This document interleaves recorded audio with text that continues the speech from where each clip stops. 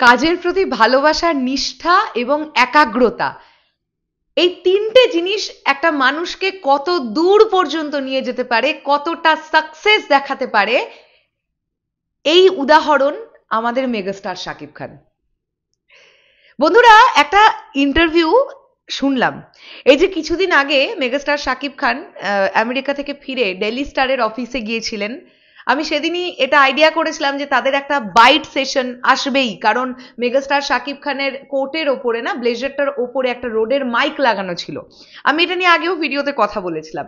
তো finally megastar Shakib Khan এবং বিনোদন জার্নালিস্ট যার নাম হচ্ছে মাহফুজ আনাম, তাদের দুজনের মধ্যে কি কথা হয়েছিল সেটা আমাদের সামনে কিন্তু এসেছে ফাইনালি।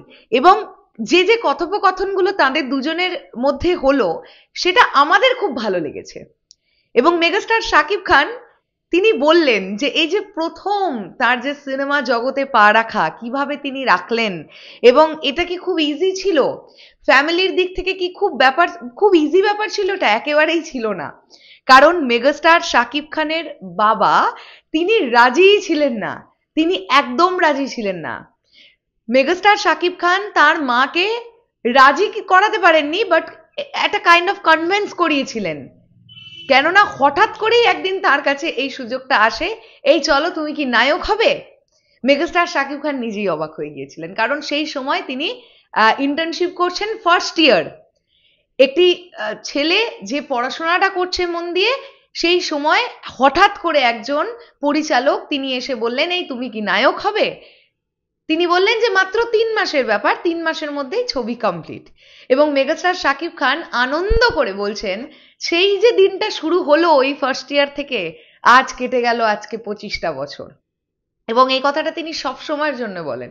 আচ্ছা, আমরা সব সময়ের জন্য এটা ভেবে দেখেছি যে এই 25টা বছর ধরে এই মানুষটার স্ট্রাগলটা, এই মানুষটার পরিশ্রম, এই মানুষটার ডেডিকেশন, চড়াই উতরাই, সাকসেস ফেলিয়ারনেস, সব দেখেছে এই মানুষটা এই 25 বছরে, সব এ টু জেড। এই মানুষটা এখন মানুষের চোখ দেখলেই হয়তো বুঝে যান যে তিনি কি বলতে চাইছেন, কারণ এটা অভিজ্ঞতা, এটা অভিজ্ঞতা। কিন্তু এত কিছুর পরেও আমরা এই মানুষটাকে কখনো দেখেছি কারোর সম্পর্কে একটা কটু কথা বললেন, কারোর সম্পর্কে একটা কিছু বললেন যেটা শুনতে খারাপ লাগলো? আমি তো গত এই কটা বছরে একদিনও দেখিনি, নট আ সিঙ্গেল ডে। কারণ মেগাস্টার শাকিব খান আজকে এই জায়গাটাতে দাঁড়িয়েই আছেন, তিনি শুধুই তার কাজের প্রতি ডেডিকেটেড। তিনি নিষ্ঠা রেখেছেন, তিনি পরিশ্রম করে যাচ্ছেন, আর কিচ্ছু নিয়ে তিনি ভাবেনই না, জাস্ট কিছু ভাবেন না। তার এই সততা, তার এই একাগ্রতা আজকে সত্যি এই মেগাস্টার শাকিব খানকে তৈরি করেছে, এটা নিয়ে কোনো সন্দেহের জায়গাই নেই। আজকে আমি মনে করি মেগাস্টার শাকিব খানের মা এবং বাবা, তারা দুজনেই হয়তো এত গর্বিত, হয়তো কেন বলবো, তারা ডেফিনেটলি গর্বিত। এবং শুধু মা বাবা নন, ফ্যামিলির প্রতিটা মেম্বার মেগাস্টার শাকিব খানকে নিয়ে চরম লেভেলের গর্বিত যে তাদের পরিবারের একজন কিন্তু মেগাস্টার শাকিব খান। স্বাভাবিক, মেগাস্টার শাকিব খান বলছেন যে তার কিছু দিন আগে সালমান শাহ মারা গেলেন, তো স্বাভাবিকভাবেই মেগাস্টার শাকিব খানের বাবা তখন ভাবছেন যে বাবারে সিনেমা ইন্ডাস্ট্রিতে ঢুকবে বলছে, কখন কি হয় কি না হয়। উনি ভয় পাচ্ছিলেন, উনি রাজি ছিলেন না।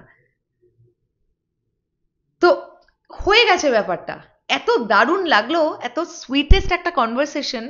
এবং মানে যিনি ভদ্রলোক ছিলেন মাহফুজ আনাম, তিনি কিভাবে বিনোদন জার্নালিস্ট হলেন, তার যে এক্সপিরিয়েন্স সেটাও মেগাস্টার শাকিব খানকে শেয়ার করলেন, ব্যাপক লেগেছে।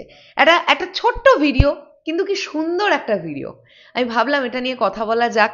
তোমরা যারা এখনো দেখোনি, মেগাস্টার শাকিব খানের যেটা ইউটিউব চ্যানেল, মানে শাকিব খান, সেই চ্যানেলে এসে গেছে ইন্টারভিউটা বা বাইট সেশনটা, তোমরা চাইলে গিয়ে চেক আউট করে নাও, দারুণ লাগবে তোমাদের। শেষ করলাম ভিডিওটা, আসছি আবার খুব শিগগিরই নতুন কোনো ভিডিও নিয়ে। তাহলে এখনের জন্য টাটা।